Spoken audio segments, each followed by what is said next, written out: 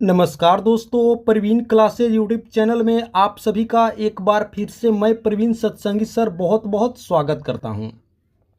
दोस्तों, आज की क्लास में भी हम लोग देखेंगे उत्तर प्रदेश होमगार्ड 2026 की नई भर्ती परीक्षा के लिए अति महत्वपूर्ण सामान्य ज्ञान व सामान्य विज्ञान के कुछ मोस्ट इंपॉर्टेंट प्रश्न। तो आप सभी से एक रिक्वेस्ट करूंगा कि इस वीडियो को आप लोग अंत तक जरूर देखिएगा, एक एक प्रश्न को अच्छे से समझिएगा और याद कीजिएगा।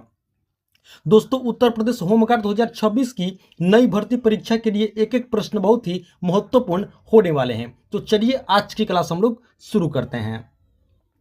पहला प्रश्न है, राज्यों की विधान परिषद की न्यूनतम सदस्य संख्या निर्धारित है।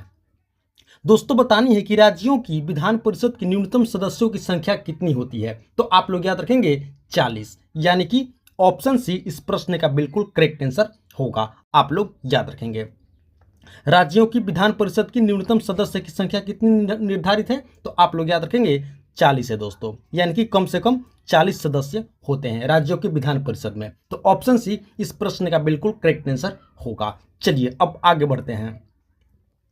अगला प्रश्न है, निम्नलिखित में से कौन सा नगदी फसल में सम्मिलित नहीं है। दोस्तों, बतानी है कि इनमें से कौन सा फसल नगदी फसल में सम्मिलित नहीं है, अर्थात नगदी फसल का उदाहरण नहीं है। तो आप लोग याद रखेंगे ऑप्शन डी गेहूं। जी हाँ दोस्तों, गेहूं जो है नगदी फसल के अंतर्गत नहीं आता है, गेहूं रबी फसल में आता है। आप लोग इस पॉइंट को अच्छे से याद रखेंगे। बाकी तीनों गन्ना, कपास और जूट, ये तीनों दोस्तों नगदी फसल है, यानी कि कैश क्रॉप्स है। लेकिन जो गेहूं है दोस्तों ये रबी फसल है। तो ऑप्शन डी इस प्रश्न का बिल्कुल करेक्ट आंसर होगा। चलिए अब आगे बढ़ते हैं। अगला प्रश्न है, कौन सा वेद धार्मिक अनुष्ठानों की पद्धतियों का उल्लेख करता है। दोस्तों, बतानी है कि कौन सा वेद है जो धार्मिक अनुष्ठानों की पद्धतियों का उल्लेख करता है। तो आप लोग याद रखेंगे यजुर्वेद। ऑप्शन सी इस प्रश्न का बिल्कुल करेक्ट आंसर होगा। आप लोग याद रखेंगे यजुर्वेद दोस्तों धार्मिक अनुष्ठानों की पद्धतियों का उल्लेख करता है। यजुर्वेद में धार्मिक अनुष्ठानों की पद्धतियों का उल्लेख है। चलिए अब आगे बढ़ते हैं। अगला प्रश्न है, हीरा और ग्रेफाइट है। दोस्तों, बतानी है कि हीरा और ग्रेफाइट क्या है। तो आप लोग याद रखेंगे कार्बन के अपरूप है। जी हाँ दोस्तों, ऑप्शन ए इस प्रश्न का बिल्कुल करेक्ट आंसर होगा। हीरा और ग्रेफाइट ये दोनों कार्बन के अपरूप हैं। चलिए अब आगे बढ़ते हैं, अगला प्रश्न देखते हैं। अगला प्रश्न है, कौन सा रोग संक्रमित मच्छर के काटने से नहीं होता है। दोस्तों, बतानी है कि इनमें से कौन सा रोग संक्रमित मच्छर के काटने से नहीं होता है। तो आप लोग याद रखेंगे इसका राइट आंसर होगा, सही उत्तर होगा इबोला या हेमरेजिक बुखार, यानी कि ऑप्शन सी। जी हाँ दोस्तों, इबोला या हेमरेजिक बुखार ये मच्छर के द्वारा काटने से नहीं होता है, यानी कि मच्छर से होने वाला यह रोग नहीं है। तो ऑप्शन सी इस प्रश्न का बिल्कुल करेक्ट आंसर होगा। बाकी आप सभी को पता होगा मलेरिया, डेंगू, चिकनगुनिया ये तीनों बीमारी मच्छर के काटने से होता है, लेकिन इबोला या हेमरेजिक बुखार ये मच्छर के काटने से नहीं होता है दोस्तों, ये इबोला वायरस के माध्यम से होता है। तो ऑप्शन सी इस प्रश्न का बिल्कुल करेक्ट आंसर होगा। चलिए अब आगे बढ़ते हैं। अगला प्रश्न है, निम्नलिखित में से कौन सा भारतीय राज्य गंगा बेसिन का भाग नहीं है। तो आप लोग याद रखेंगे पंजाब। ऑप्शन सी इस प्रश्न का बिल्कुल करेक्ट आंसर होगा। पंजाब राज्य दोस्तों गंगा बेसिन का भाग नहीं है। ऑप्शन सी इस प्रश्न का बिल्कुल करेक्ट आंसर होगा। चलिए अब आगे बढ़ते हैं। अगला प्रश्न है, शरीर में पानी की कमी से होने वाली स्थिति का वर्णन है। दोस्तों, बतानी है कि शरीर में पानी की कमी से होने वाली स्थिति का वर्णन क्या है, क्या कहा जाता है। तो आप लोग याद रखेंगे निर्जलीकरण कहा जाता है। जी हाँ दोस्तों, ऑप्शन ए इस प्रश्न का बिल्कुल करेक्ट आंसर होगा। निर्जलीकरण अर्थात डिहाइड्रेशन कहा जाता है। शरीर में पानी की कमी से होने वाली स्थिति को निर्जलीकरण अर्थात डिहाइड्रेशन कहा जाता है। तो ऑप्शन ए इस प्रश्न का बिल्कुल करेक्ट आंसर होगा। इस स्थिति में दोस्तों क्या होता है, शरीर में पानी की बहुत ज़्यादा कमी हो जाती है। निर्जलीकरण के दौरान, डिहाइड्रेशन के दौरान शरीर में पानी की मात्रा बहुत ज़्यादा कम हो जाती है, उसे निर्जलीकरण कहा जाता है। आप लोग इस पॉइंट को अच्छे से याद रखेंगे। चलिए अब आगे बढ़ते हैं। अगला प्रश्न है, विद्युत धारा मापने के लिए किसका प्रयोग किया जाता है। इलेक्ट्रिक करंट मापने के लिए तो आप लोग याद रखेंगे एमीटर का प्रयोग किया जाता है। ऑप्शन ए इस प्रश्न का बिल्कुल करेक्ट आंसर होगा। विद्युत धारा मापने के लिए ए मीटर का प्रयोग किया जाता है। आइए अब आगे बढ़ते हैं। अगला प्रश्न है, निम्नलिखित में से कौन सा एक लुप्त प्राय औषधि पादप है? यानी कि दोस्तों लुप्त प्राय औषधि पौधा है, बतानी है कौन सा। तो आप लोग याद रखेंगे इसका सही उत्तर होगा दोस्तों इसबगोल, ऑप्शन बी। जी हाँ दोस्तों, इसबगोल जो है यह लुप्त प्राय औषधि पादप है। ऑप्शन बी इस प्रश्न का बिल्कुल करेक्ट आंसर होगा। चलिए अब आगे बढ़ते हैं। अगला प्रश्न है, भारतीय संसद में कितने सदन हैं? दोस्तों बतानी है कि भारतीय संसद में कुल कितने सदन होते हैं। तो आप लोग याद रखेंगे कुल 2 सदन होते हैं भारतीय संसद में। कितने? 2, लोकसभा और राज्यसभा। आप लोग इस पॉइंट को अच्छे से याद रखेंगे। भारतीय संसद में कितने सदन हैं? तो कुल 2 सदन हैं, लोकसभा और राज्यसभा। तो ऑप्शन ए इस प्रश्न का बिल्कुल करेक्ट आंसर होगा। चलिए अब आगे बढ़ते हैं। अगला प्रश्न है, कौन से विटामिन के कमी के कारण रक्त का थक्का नहीं जमता है? दोस्तों बतानी है कि कौन से विटामिन के कमी के कारण रक्त का थक्का नहीं जमता है, यानी कि ब्लड क्लोटिंग नहीं होता है। तो आप लोग याद रखेंगे विटामिन के। जी हाँ दोस्तों, ऑप्शन बी इस प्रश्न का बिल्कुल करेक्ट आंसर होगा। विटामिन के कमी के कारण दोस्तों हमारे शरीर में रक्त का थक्का नहीं जमता है, यानी कि ब्लड क्लॉटिंग नहीं होता है। यानी कि हम यूँ कह सकते हैं कि अगर हमारे शरीर में विटामिन के की कमी हो तो हमारा जो रक्त है दोस्तों कटने पर बहता ही चला जाएगा, यानी कि उसका थक्का नहीं जमेगा, ब्लड क्लॉटिंग नहीं होगा। किस विटामिन के कमी के कारण? तो दोस्तों विटामिन के कमी के कारण। तो ऑप्शन बी इस प्रश्न का बिल्कुल करेक्ट आंसर होगा। आइए अब आगे बढ़ते हैं। अगला प्रश्न है, मानव की पसलियां किसके साथ जुड़ी होती है? दोस्तों बतानी है कि मानव की पसलियां किसके साथ आपस में जुड़ी होती हैं। तो आप लोग याद रखेंगे अष्टनर्म के साथ। ऑप्शन सी इस प्रश्न का बिल्कुल करेक्ट आंसर होगा। अष्टनर्म के साथ दोस्तों हमारी पसलियां आपस में जुड़ी होती है। चलिए अब आगे बढ़ते हैं। अगला प्रश्न है, पुर्तगालियों द्वारा कालीकट से ले जाए जाने वाले सूती कपड़े यूरोप में आमतौर पर क्या कहलाते थे? दोस्तों बतानी है कि पुर्तगालियों के द्वारा कालीकट से ले जाए जाने वाले जो सूती कपड़े हैं वो यूरोप में आमतौर पर क्या कहलाते थे? तो आप लोग याद रखेंगे दोस्तों इसका राइट आंसर होगा कैलिको। जी हाँ दोस्तों, ऑप्शन बी इस प्रश्न का बिल्कुल करेक्ट आंसर होगा। कैलिको कहा जाता था किसको? तो पुर्तगालियों द्वारा कालीकट से ले जाए जाने वाले सूती कपड़े को क्या कहा जाता था? कैलिको, यूरोप में। तो ऑप्शन बी इस प्रश्न का बिल्कुल करेक्ट आंसर होगा। आप लोग याद रखेंगे। इस प्रश्न से संबंधित आप लोगों को दोस्तों एक और पॉइंट बताते हैं। देखिए, सबसे पहले व्यापार करने के लिए कालीकट के माध्यम से पुर्तगाली आए थे।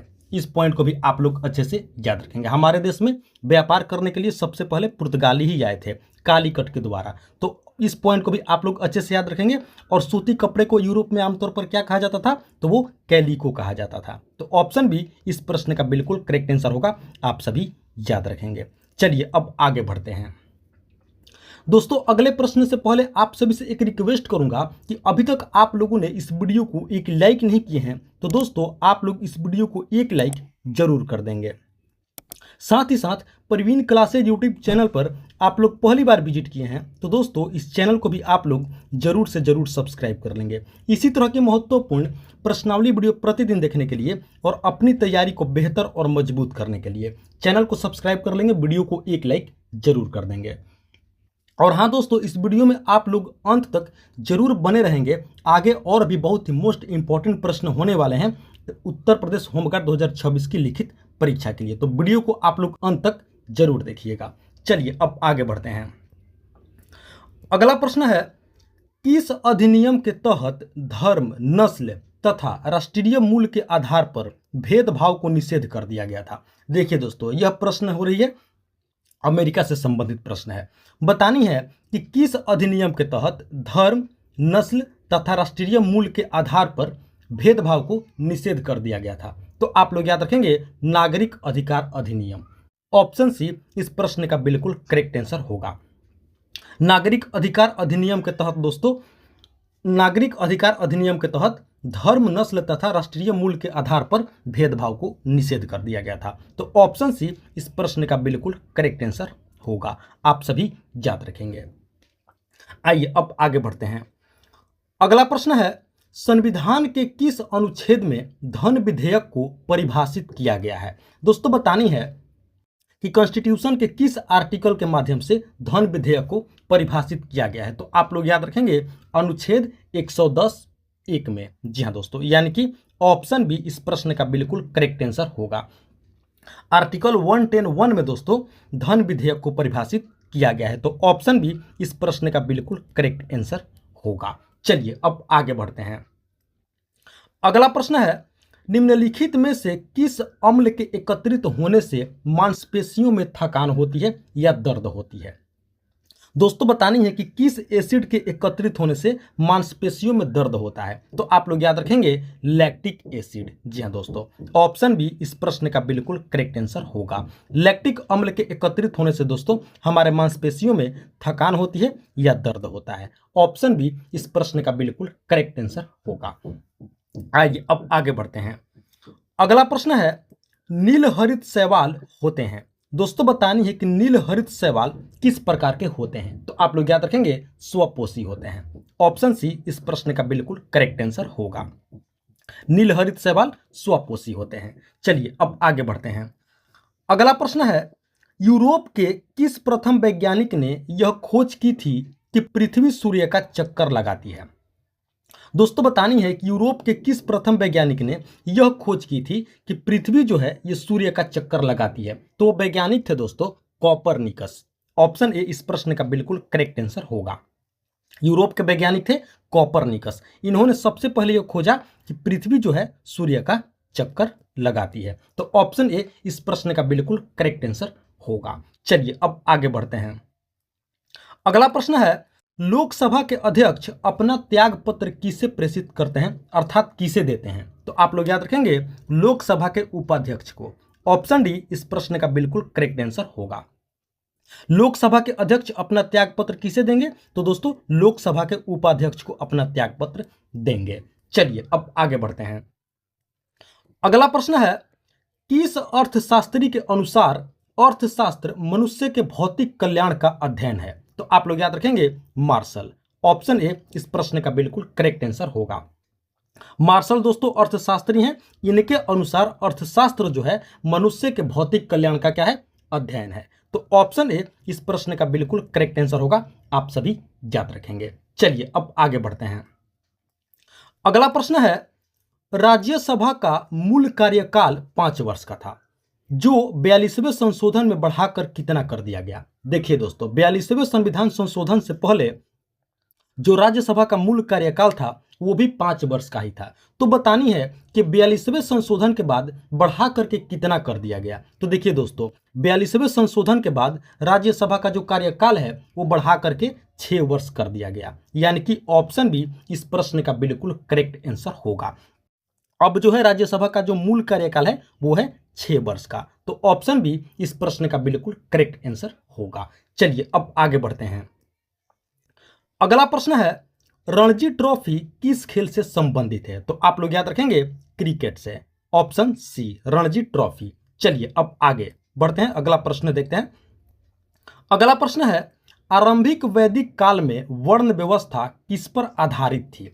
दोस्तों बतानी है कि आरंभिक वैदिक काल में जो वर्ण व्यवस्था थी वो किस पर आधारित थी? तो आप लोग याद रखेंगे व्यापार पर, यानी कि ऑप्शन ए इस प्रश्न का बिल्कुल करेक्ट आंसर होगा।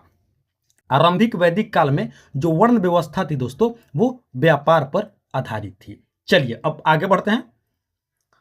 अगला प्रश्न है, राज्यसभा का पदेन सभापति कौन होते हैं? यानी कि दोस्तों बतानी है कि राज्यसभा का अध्यक्ष कौन होते हैं, पदेन सभापति कौन होते हैं? तो आप लोग याद रखेंगे उपराष्ट्रपति। ऑप्शन बी इस प्रश्न का बिल्कुल करेक्ट आंसर होगा। आप सभी याद रखेंगे राज्यसभा का पदेन सभापति कौन होते हैं? तो आप लोग याद रखेंगे उपराष्ट्रपति होते हैं। चलिए अब आगे बढ़ते हैं दोस्तों। अगला प्रश्न है, मानव शरीर का सबसे बड़ा अंग है। दोस्तों बतानी है कि मानव शरीर का सबसे बड़ा अंग कौन सा है? तो देखिए दोस्तों सबसे बड़ा अंग है त्वचा, यानी कि स्किन। ऑप्शन ए इस प्रश्न का बिल्कुल करेक्ट आंसर होगा। आप लोग दोस्तों एक और पॉइंट अच्छे से याद रखेंगे कि जो सबसे बड़ी ग्रंथि है वो है यकृत। दोनों पॉइंट को आप लोग अच्छे से याद रखेंगे। सबसे बड़ा अंग है त्वचा और सबसे बड़ी ग्रंथि जो है वो है यकृत। आइए अब आगे बढ़ते हैं। अगला प्रश्न है, भारत में गन्ने की खेती में अग्रणी राज्य कौन सा है? दोस्तों बतानी है कि भारत में सबसे ज्यादा गन्ने की खेती किस राज्य में की जाती है? तो आप लोग याद रखेंगे उत्तर प्रदेश में। जी हाँ दोस्तों, ऑप्शन बी इस प्रश्न का बिल्कुल करेक्ट आंसर होगा, आप लोग याद रखेंगे।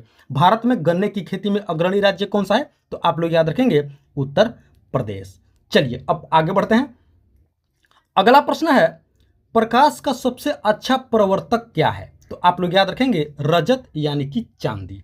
ऑप्शन बी इस प्रश्न का बिल्कुल करेक्ट आंसर होगा। प्रकाश का सबसे अच्छा प्रवर्तक चांदी को माना जाता है, यानी कि सिल्वर, रजत। चलिए आगे बढ़ते हैं। अगला प्रश्न है, स्वामी दयानंद सरस्वती के विचार जिस पुस्तक में निहित है उसका नाम है। दोस्तों बतानी है कि स्वामी दयानंद सरस्वती जी के विचार जिस पुस्तक में है उस पुस्तक का क्या नाम है? तो आप लोग याद रखेंगे सत्यार्थ प्रकाश। ऑप्शन डी इस प्रश्न का बिल्कुल करेक्ट आंसर होगा, आप लोग याद रखेंगे सत्यार्थ प्रकाश। चलिए अब आगे बढ़ते हैं। अगला प्रश्न है, भारत के उत्तर पश्चिमी भाग में शीतकालीन वर्षा मुख्य रूप से किस कारण से होती है? दोस्तों बतानी है कि भारत के उत्तर पश्चिमी भाग में जो शीतकालीन वर्षा है यह मुख्य रूप से किस कारण से होती है? तो आप लोग याद रखेंगे पश्चिमी विक्षोभ। ऑप्शन ए इस प्रश्न का बिल्कुल करेक्ट आंसर होगा, आप लोग याद रखेंगे। भारत के उत्तरी पश्चिमी भाग में जो शीतकालीन वर्षा है मुख्य रूप से पश्चिमी विक्षोभ के कारण होती है। चलिए अब आगे बढ़ते हैं।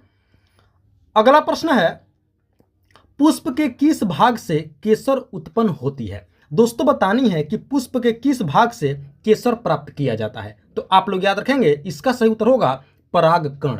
ऑप्शन डी इस प्रश्न का बिल्कुल करेक्ट आंसर होगा, आप लोग याद रखेंगे। दोस्तों परागकण के माध्यम से केसर प्राप्त किया जाता है पुष्प के परागकण के भाग से। तो ऑप्शन डी इस प्रश्न का बिल्कुल करेक्ट आंसर होगा, आप लोग याद रखेंगे। चलिए अब आगे बढ़ते हैं। अगला प्रश्न है, निम्नलिखित में से किस गैस को मार्स गैस के नाम से भी जाना जाता है? दोस्तों बतानी है कि किस गैस को मार्स गैस भी कहा जाता है, मार्स गैस के नाम से भी जाना जाता है। तो आप लोग याद रखेंगे मीथेन यानी कि CH4। ऑप्शन ए इस प्रश्न का बिल्कुल करेक्ट आंसर होगा। मीथेन गैस को दोस्तों मार्स गैस के नाम से भी जाना जाता है, मार्स गैस भी कहा जाता है। और इसका जो केमिकल फॉर्मूला होता है वो होता है CH4। तो ऑप्शन ए इस प्रश्न का बिल्कुल करेक्ट आंसर होगा, आप लोग याद रखेंगे। CH4 को मार्स गैस के नाम से भी जाना जाता है। तो दोस्तों ये थी हमारी आज की उत्तर प्रदेश होमगार्ड 2026 की लिखित परीक्षा के लिए अति महत्वपूर्ण सामान्य ज्ञान व सामान्य विज्ञान के प्रश्नावली वीडियो। आशा करते हैं इस वीडियो को आप लोग अंत तक जरूर देखे होंगे, एक एक प्रश्न को अच्छे से समझे होंगे और याद भी कर लिए होंगे। तो आप सभी से एक बार फिर से रिक्वेस्ट करूंगा कि इस वीडियो को आप लोग अभी तक एक लाइक नहीं किए हैं तो दोस्तों आप लोग इस वीडियो को एक लाइक जरूर कर देंगे। साथ ही साथ प्रवीण क्लासेज यूट्यूब चैनल पर आप लोग पहली बार विजिट किए हैं तो दोस्तों इस चैनल को भी आप लोग जरूर से जरूर सब्सक्राइब कर लेंगे। इसी तरह की महत्वपूर्ण प्रश्नावली वीडियो प्रतिदिन देखने के लिए और अपनी तैयारी को बेहतर और मजबूत करने के लिए चैनल को सब्सक्राइब कर लेंगे, वीडियो को एक लाइक जरूर कर देंगे। तो फिलहाल दोस्तों इस वीडियो में इतना ही, मिलते हैं एक और मोस्ट इंपॉर्टेंट वीडियो लेकर के।